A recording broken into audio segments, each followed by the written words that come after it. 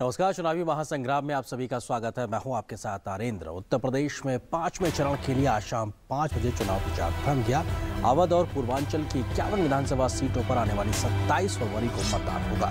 क्या है इन 51 विधानसभा सीटों का चुनावी गणित, बताएंगे विस्तार से। साथ ही जानेंगे कि मणिपुर में भी कैसे तेज बढ़ करता जा रहा है वहां का चुनाव प्रचार। लेकिन शुरुआत इस वक्त की चुनावी हेडलाइंस के साथ। मणिपुर में प्रधानमंत्री ने चुनावी रैली में कहा, सरकार बनने पर 15 महीनों में दिखाएंगे मणिपुर को विकास का काम। कांग्रेस सरकार पर प्रधानमंत्री का हमला, कहा 15 सालों में नहीं किया राज्य का विकास, हुआ है भ्रष्टाचार। यूपी में थमा 5वें चरण का चुनाव प्रचार। अवध और पूर्वांचल की 52 में से 51 सीटों पर होगा मतदान। अम्बेडकर नगर की आलापुर सीट पर 9 मार्च को होगा मतदान। और वोट यात्रा में देखेंगे गोंडा की जनता का हाल। 27 तारीख को गोंडा में होना है मतदान। तो इन 3 खबरों पर रहेगी नजर। मणिपुर में आज कैसे प्रधानमंत्री की रैली हुई है, तो वहीं 5वें दौर का प्रचार उत्तर प्रदेश में थम गया। और गोंडा में किस प्रकार के मुद्दे हैं जनता के मन में, जानेंगे विस्तार से। और बात पहले मणिपुर की करते हैं। प्रधानमंत्री नरेंद्र मोदी ने आज मणिपुर की राजधानी इंफाल में एक चुनावी रैली में कांग्रेस पर जमकर निशाना साधा। रैली में कांग्रेस के शासन की आलोचना करते हुए प्रधानमंत्री ने कहा कि 15 साल में जो काम कांग्रेस ने नहीं किया, वह काम भाजपा की सरकार आने वाले 15 महीनों में करके दिखाएगी।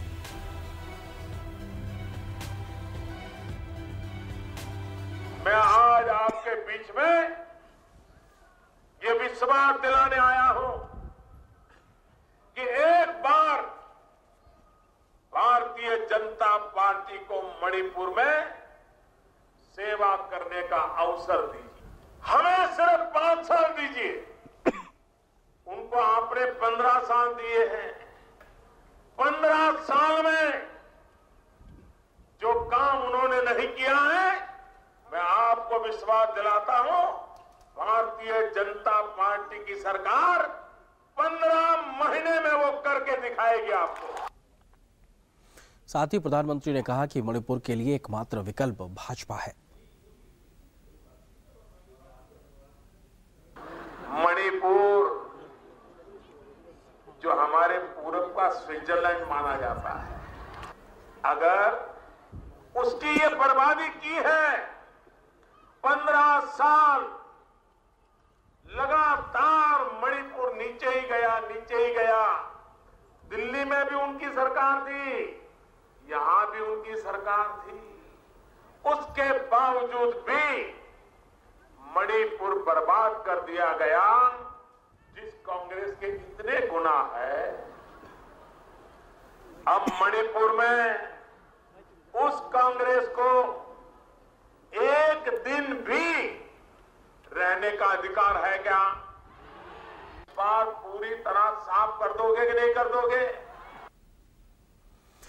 भाजपा के वरिष्ठ नेता और केंद्रीय मंत्री रविशंकर प्रसाद ने आज उत्तर प्रदेश के वाराणसी में एक प्रेस कॉन्फ्रेंस की। महाराष्ट्र और उड़ीसा के चुनाव नतीजों से उत्साहित रविशंकर प्रसाद ने कहा कि गरीब किसान और आम आदमी अब भावनात्मक रूप से भाजपा से जुड़ चुका है। इसका असर उत्तर प्रदेश के भी चुनाव में साफ तौर पर दिख रहा है।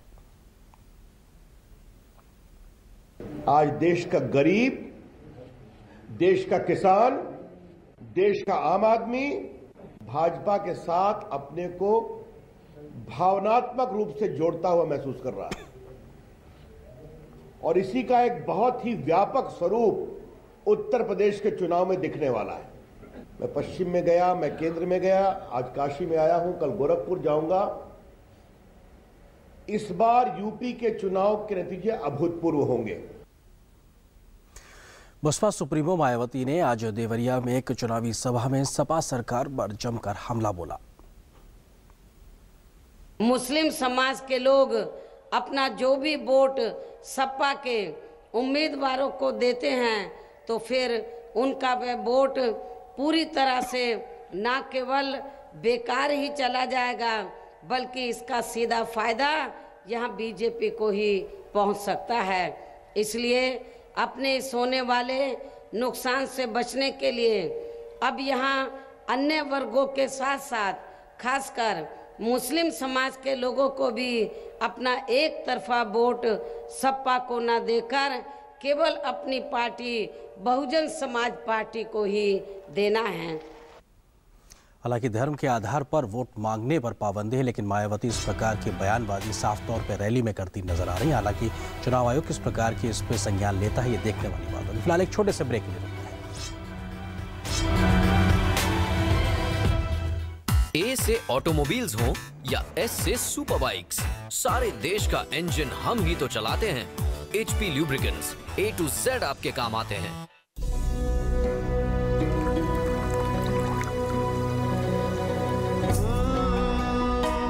सर्दी में तेरा संगमरमरी निखार,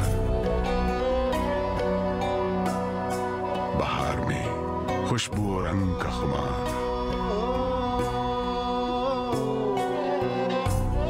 खिजा में सुर्ख आतिशी तेरा सिंगार,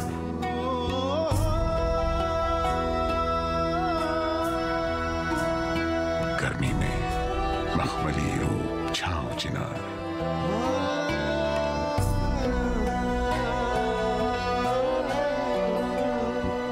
जिस मौसम देखा ये कश्मीर, जन्नत सी लगी इसकी तस्वीर। यह है कश्मीर, अक्स फिरदौस। India, incredible India।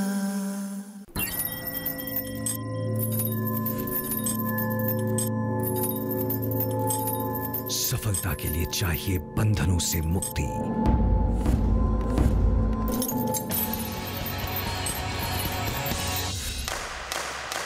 GST देश भर में उत्पादों के बाधा रहित प्रवाह और व्यापार की सुगमता के लिए। GST, एक राष्ट्र, एक कर, एक बाजार। अब मैं अपने लाइफ की सबसे बड़ी मूवमेंट लीड करने जा रहा हूँ, जो इंडिया के लिए बहुत जरूरी है। आपको खड़ा होना पड़ेगा मेरे साथ टीम स्वच्छ भारत मिशन का हिस्सा बनकर, और हम सब मिलकर एक ऐसा इंडिया बनाएंगे जहाँ हर कोई टॉयलेट यूज करता हो, क्योंकि जब सब टॉयलेट यूज करेंगे तो सब प्रोग्रेस करेंगे।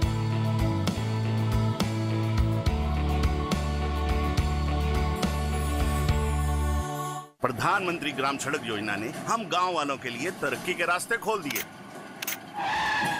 सड़क के गड्ढों की फोटो खींच रहे हो, कोई खास बात है क्या? अरे काका, मेरे मोबाइल फोन में मेरी सड़क ऐप है, जिससे प्रधानमंत्री ग्राम सड़क से जुड़ी कोई भी जानकारी सरकार तक भेजी जा सकती है। सड़क से जुड़े सुझाव या शिकायत पर सरकार वाजिब कार्यवाही करती है। प्रधानमंत्री ग्राम सड़क से जुड़ी कोई भी बात, मेरी सड़क एंड्रॉइड ऐप अब हर पल मेरे साथ। और ब्रेक के बाद चुनावी महासंग्राम में आपका एक बार फिर से स्वागत है। और बात करते हैं उत्तर प्रदेश के 5वें चरण में क्या कुछ आंकड़े हैं, क्या कुछ चीज़ें। अगर कुल विधानसभा सीटों के लिहाज से बात की जाए तो इस 5वें चरण में 51 विधानसभा सीटों पर 27 फरवरी को मतदान होगा और कुल 11 जिले हैं जिनकी 51 विधानसभा सीटों पर मतदान होता है। ये इलाके अवध और पूर्वांचल के से जुड़े हुए हैं जहां पे मतदान होना है, और इन इलाकों में अलापुर सीट के लिए मतदान 9 मार्च को होना है, जहां पे पहले इसी चरण में मतदान होना था, यानी 52 में से 51 सीटों पर मतदान 27 तारीख को होगा। कुल मतदाताओं की बात करें तो लगभग 2.25 करोड़ से ज़्यादा मतदाता हैं, 99 लाख पुरुष हैं, तो 85 लाख महिला मतदाता भी अपने मताधिकार का इस 5वें चरण में प्रयोग कर सकते हैं। ये अपने आप में 5वें चरण के आंकड़ों की बात हम कर रहे हैं। और तो वहीं कुल प्रत्याशी 608 है, जबकि महिला प्रत्याशी महज 43 हैं 608 प्रत्याशियों में से। अगर बात की जाए दागी प्रत्याशियों की तो यह संख्या सैकड़ा पार करती है, यानी 117 के आसपास है। तो वहीं करोड़पति प्रत्याशी 150 के आंकड़े से आगे निकलते हुए 168 प्रत्याशी हैं जो कि करोड़पति उम्मीदवार हैं, यानी। और कुल बड़े प्रत्याशियों की बात की जाए तो अमेठी से गायत्री प्रजापति सपा की ओर से अमिता सिंह कांग्रेस पर, तो गरिमा सिंह भाजपा से लड़ रही हैं। यह अमेठी की एक VIP सीट की लड़ाई है जो उस पर सभी की नज़र है। तो वहीं अकबरपुर की बात की जाए तो बसपा से राम अचल राजभर हैं, तो वहीं राम मूर्ति वर्मा सपा का बड़ा चेहरा, तो चंद्र प्रकाश वर्मा पर भाजपा ने उनको टिकट दी है। ये अकबरपुर सीट का हाल है, अपने आप में ये भी VIP सीट के तौर पर इस 5वें चरण में देखी जा रही है। कुछ और प्रमुख चेहरों के लिहाज से अगर बात की जाए तो कह सकते हैं कि कटेहरी से लालजी वर्मा बसपा के एक बड़े चेहरे के रूप में है, वो अपनी किस्मत आजमा रहे हैं इस 5वें चरण में। तो वहीं कप्तानगंज से राम प्रसाद चौधरी हैं, बसपा के ही एक जाना माना चेहरा, उनकी भी सीट पर VIP एक नज़र रहेगी। तो वहीं सपा के मंत्री पवन पांडे, जो कि अखिलेश यादव के करीबी माने जाते हैं, अयोध्या सीट से साइकिल पर सवार नजर आ रहे हैं, उनके भी चीज़ें देखनी होंगी। वहीं तरफगंज से विनोद कुमार सिंह सपा का एक बड़ा नाम है और यहाँ पर भी सभी की नज़रें लगी हुई हैं।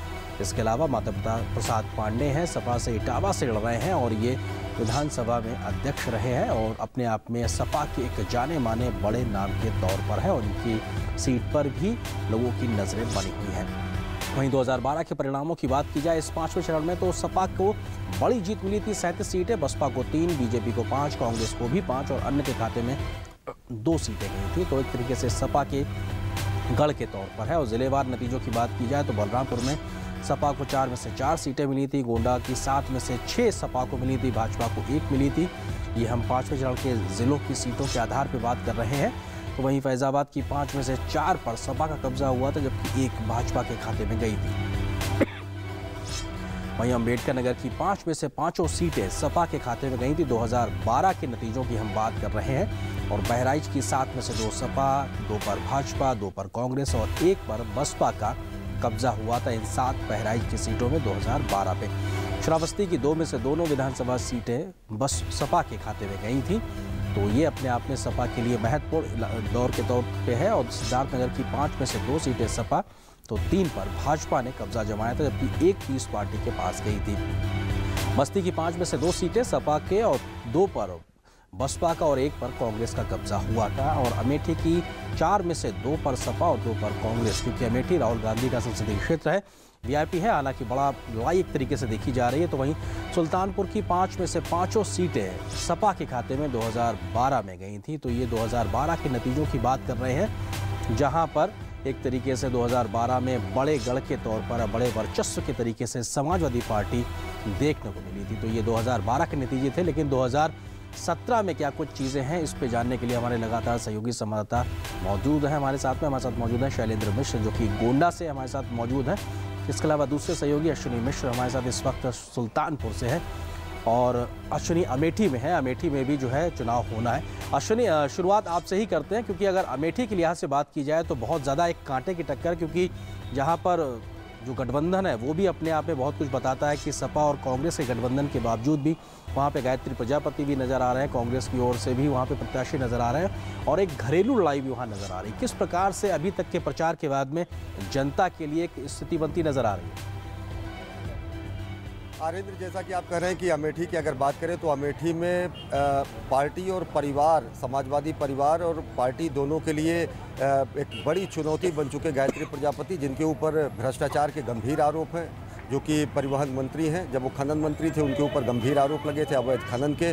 लोकायुक्त की जांच हुई थी, उसके बाद हाईकोर्ट के निर्देश पर उनके खिलाफ सीबीआई जांच के निर्देश दिया गया था। फिर वो उसके बाद उनको पद से अपना हाथ धोना पड़ा, लेकिन अक्सर मुलायम सिंह यादव उनके प्रति मुलायम रहे हैं, तो उसको देखते हुए दोबारा उन्हें मंत्री पद से नवाजा गया और वो परिवहन मंत्री जैसा मालदार जो विभाग है वो पाए। स्थिति अगर वहाँ की करें, अमेठी की बात करें तो अमेठी में निश्चित तौर से एक ये जो सपा कांग्रेस गठबंधन है उसकी भी कलई वहाँ पर साफ तौर से खुली हुई दिखती है जी। कांग्रेस से अमिता सिंह प्रत्याशी है और जो गायत्री प्रजापति जो कि मंत्री हैं वो लड़ रहे हैं। तो वो एक ऐसा गठबंधन है कि जहाँ पर दोनों दल गठबंधन करने के बावजूद भी एक दूसरे के सामने जोर आजमाइश कर रहे हैं और एक दूसरे को चुनौती दे रहे हैं। एक और वहाँ पर जो नया आयाम है वो ये है कि राज परिवार की इस चुनावी लड़ाई में एक विरासत की लड़ाई का भी एंगल उसमें जुड़ जाता है। डॉक्टर संजय सिंह की पत्नी रानी अमिता सिंह और पूर्व पत्नी गरिमा सिंह, इनके बीच में सीधी टक्कर है, क्योंकि भाजपा ने गरिमा सिंह को वहां पर प्रत्याशी बनाया है। तो इन स्थितियों को देखते हुए कि चुनावी लड़ाई वहां पर बेहद दिलचस्प है।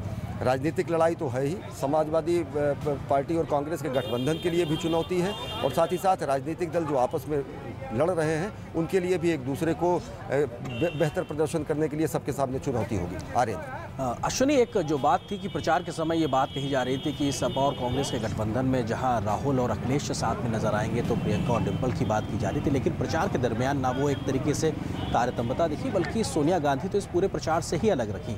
इस सब चीज़ों को इस बार वहाँ उस इलाके की जनता ने किस तरीके से लिया, क्योंकि एक तरीके से कांग्रेस के गढ़ के तौर पर देखा गया है, उनको एक पारिवारिक तौर पर लंबे समय से वहाँ पर उनका एक विरासत के तरीके से रहा है। निश्चित तौर से आर्येंद्र अगर देखें तो इससे पहले जब पिछले चरण में रायबरेली का चुनाव संपन्न हुआ तो सोनिया गांधी जो कि वहाँ से सांसद हैं उन्होंने केवल चिट्ठी भेजी, वो प्रचार करने के लिए नहीं पहुँची। ऐसे ही स्टार प्रचारक मानी जाती है प्रियंका गांधी। रायबरेली अमेठी गढ़ है, अमेठी में भी केवल यहाँ तक इनका सीमित रहना, इसके भी कई राजनीतिक निहितार्थ है। सोनिया गांधी ने खुद को इस पूरी कवायद से, राजनीतिक कवायद से, स्वास्थ्य कारणों से या जो भी अन्य कारण हो, उन कारणों का स्पष्ट नहीं कुछ कहा जा सकता है, लेकिन उन्होंने अपने को दूर रखा। तो निश्चित तौर से एक कहीं न कहीं अमेठी रायबरेली से भी अगर ये परिवार चुनाव प्रचार में उस सक्रियता के साथ नहीं शामिल होता है, अगर पूर्वांचल में अमेठी से सटा हुआ सुल्तानपुर की है, अमेठी सुल्तानपुर की का ही पहले पार्ट हुआ करता था, तो इन सब क्षेत्रों में गांधी परिवार का उस तरीके से, उस तेजी से प्रचार न करना निश्चित तौर से एक राजनीतिक मायने इसके निकाले जाने को और अटकलबाजियों को जन्म देता है।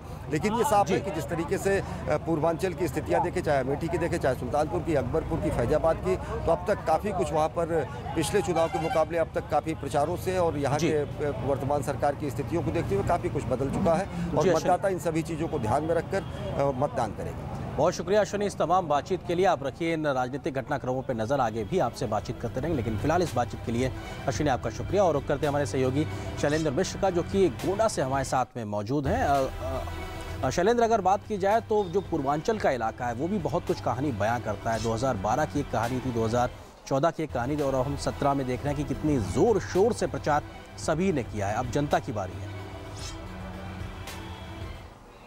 बिल्कुल आनंद, अब जनता की बारी है। चुनाव प्रचार खत्म हो चुका है। अब 5वें चरण के लिए सभी राजनीतिक दलों ने पूरा प्रयास किया।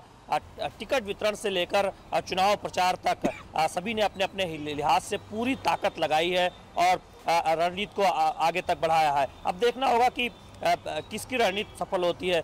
हम एक उदाहरण देना चाहेंगे। यहाँ पर समाजवादी पार्टी ने किस तरह से जो है यहाँ पर अपनी कोशिश की है। जहाँ मैं इस वक्त खड़ा हूँ, गोंडा सदर विधानसभा, यहाँ से पिछले विधानसभा चुनाव में विनोद कुमार सिंह और पंडित सिंह चुनाव जीते थे, वो बगल की तरफगंज सीट पर चले गए। इसी तरह समाजवादी पार्टी ने बगल में बलरामपुर सदर सीट है, वहाँ से अपने सिटिंग विधायक जगराम पासवान की जगह पर कांग्रेस के कोटे में सीट दे दी।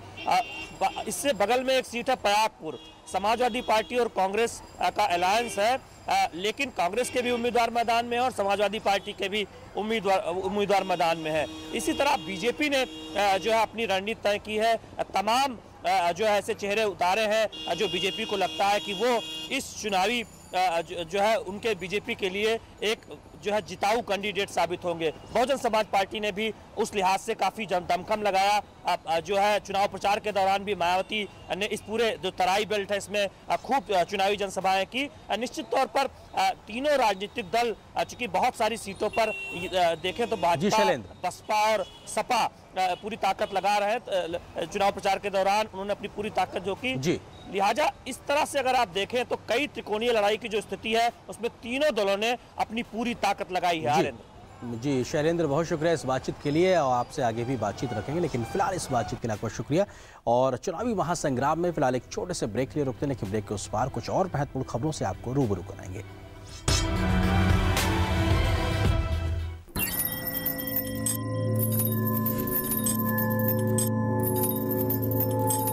सफलता के लिए चाहिए बंधनों से मुक्ति।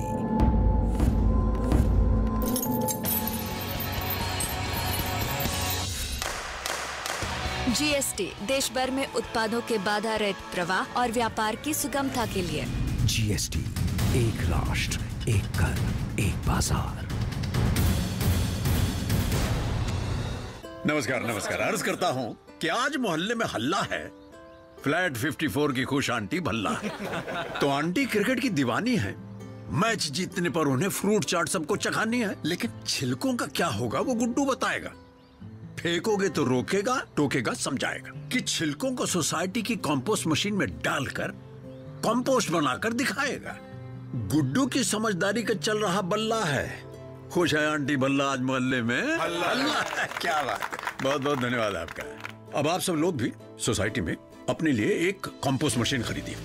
फल सब्जी सूखे पत्ते होते हैं ना, इनको उसमें डालकर कंपोस्ट बनाइए, क्योंकि कंपोस्ट से धरती जो है और भी उपजाऊ हो जाती है। और इससे और भी क्या होगा मैं आपको बताता हूँ कि इलाके में गंदगी ये कम हो जाएगी। और यही आपका स्वच्छ भारत अभियान में सबसे बड़ा योगदान होगा। कंपोस्ट बनाओ, कंपोस्ट अपनाओ। स्वच्छ भारत मिशन, एक कदम स्वच्छता की ओर। शहरी विकास मंत्रालय द्वारा जनहित में जारी। जब जेब में पैसे नहीं है तो ऑटो का कौन देगा? भीम देगा। सिंपल है, यूपीआई पिन सेट करो, भेजो और डन। 1 2 3।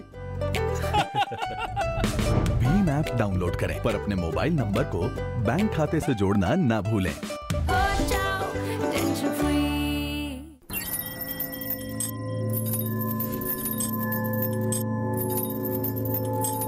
सफलता के लिए चाहिए बंधनों से मुक्ति।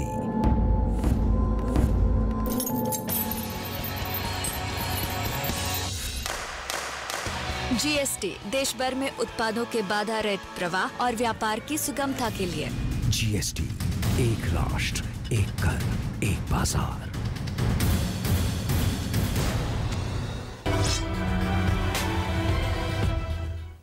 और चुनावी महासंग्राम में अब बात वोट यात्रा की, और वोट यात्रा में आज देखते हैं उत्तर प्रदेश के गोंडा का हाल। वहां के लोगों के क्या कुछ हैं चुनावी मुद्दे और क्या है उनकी जनता के सरकार से उम्मीदें।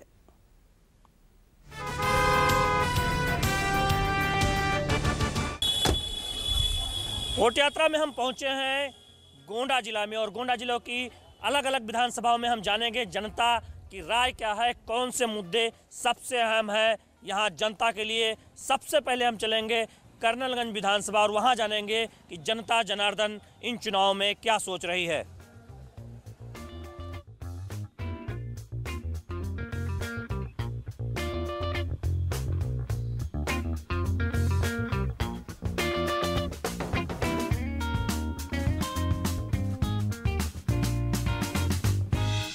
वोट यात्रा में हम गोंडा जिले की कर्नलगंज विधानसभा में मौजूद हैं। यहाँ की जनता जनार्दन से जानेंगे कि आखिर उनके मुद्दे क्या है, कौन से मुद्दे उनके जेहन में सबसे ज़्यादा अहम है और आखिर इन चुनावों में उनके लिए सबसे अहम क्या है। यहाँ पर बहुत सारे लोग हमारे साथ मौजूद हैं, आपसे जानते हैं। अखिलेश यादव तो कह रहे हैं काम बोलता है, आप बताइए। उनका काम यही बोल रहा है कि धान क्रय केंद्र पर जो सीधे जनता से जुड़ा हुआ प्रकरण है और 1 मीटर कपड़े लटका दिए गए क्रय केंद्र पर, आज तक एक किलोग्राम किसी किसान का जो है धान नहीं खरीदा गया, ये उनका काम बोल रहा है। तो धान खरीद तो होती नहीं है कि क्रय केंद्र से खड़े रहते हैं, वहाँ पर जो बोर्ड लगा है, पर्दा लगा है, वहाँ कोई दिखाई नहीं पड़ता है, क्रय केंद्र बंद रहते हैं, समय से खुलते ही नहीं, किसी को पता ही नहीं है क्रय केंद्र है कहाँ। जनता जो है अपने मुद्दे रख रही है। हम वोट यात्रा में दूसरी विधानसभा में चलेंगे गोंडा के और जानेंगे कि आखिर जनता के अपने मुद्दे क्या है। नेता तो बहुत सारी बातें करते हैं। आगे बढ़ते हैं वोट यात्रा में।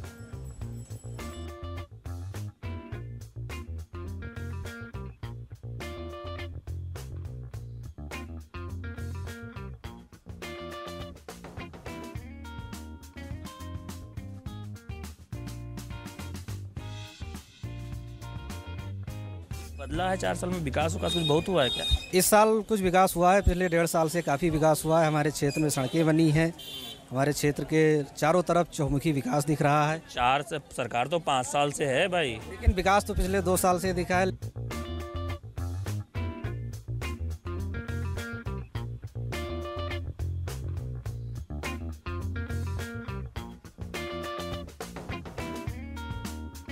वोट यात्रा में अब हम पहुंच गए हैं गोंडा सदर विधानसभा में। यहाँ की जनता जनार्दन से राय जानेंगे कि आखिर वो किन मुद्दों को सबसे अधिक महत्वपूर्ण समझते हैं। ये सूबे के सरकार के विवादास्पद मंत्री विनोद कुमार सिंह उर्फ पंडित सिंह यहाँ से निवर्तमान विधायक हैं, लेकिन उन्होंने अपनी सीट बदल ली है। बगल के तरफगंज विधानसभा से चुनाव लड़ रहे हैं, अपने भतीजे को चुनाव मैदान में उतारा है और सामने है कैसरगंज लोकसभा के बीजेपी सांसद ब्रजभूषण शरण सिंह के लड़के प्रतीक भूषण सिंह बीजेपी से, और बसपा उम्मीदवार भी यहाँ पर है।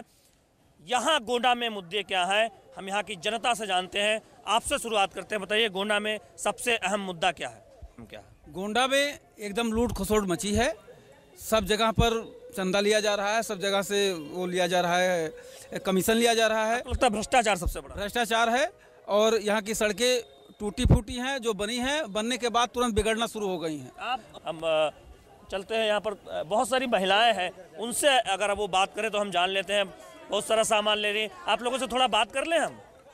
ये आप गोंडा में ही रहती हैं? गोंडा में महिलाओं के लिए सबसे अहम मुद्दा क्या है? नेता लोग तो बहुत चुनाव आ गया है, बहुत बहुत बातें कर रहे हैं। सुरक्षा के बारे में कुछ कहेंगे? कानून व्यवस्था कैसी है? क्या बताएं भैया, कानून व्यवस्था जैसी आपको नहीं पता है? बताइए ना, आप बताइए, थोड़ा सा बताइए। महिलाओं के लिए सबसे अहम क्या है? महिला क्या चाहती है? उसका विधायक कैसा हो, सरकार कैसा हो? अच्छा विधायक और का कैसा है? विधायक अच्छा हो, जो ये भ्रष्टाचार है या क्या नाम रोज निकलना दुर्लभ है वो खत्म हो जाए। क्या करे आप बताएं? रात वगैरह में बाहर निकलते डर लगता है लड़कियों को, वो बंद हो जाए बस, और क्या। आप लोग चाहते हैं कि आराम से गोंडा में रात को भी गोंडा में या क्या कहीं भी हो आराम से रहें, लड़कियां हो लेडीज हो, कहीं चले जाएं सुरक्षा से रहें, कोई डर ना रहे कि मतलब चल रहे हैं बाहर। अभी डर लगता है? नहीं अभी बात नहीं कर रहे हैं, मतलब कभी भी डर ना लगे। गोंडा के प्रसिद्ध सार रहे अदम गोंडवी के एक शेर को सुनाते हुए हम ओट यात्रा को गोंडा में खत्म करते हैं। जिनके हाथों में छाले हैं, जिनके पैरों में बिवाई है, उन्हीं के दम पे रौनक आपके बंगले में आई है। तुम्हारी किताबों में गाँवों में मौसम गुलाबी है, मगर ये आंकड़े झूठे हैं और दावे किताबी है। आगे कुछ कहने की जरूरत नहीं है। गोंडा से ओट यात्रा में सिर्फ इतना ही। कैमरामैन लक्ष्मीकांत के साथ मैं शैलेंद्र मिश्र, डीडी न्यूज गोंडा।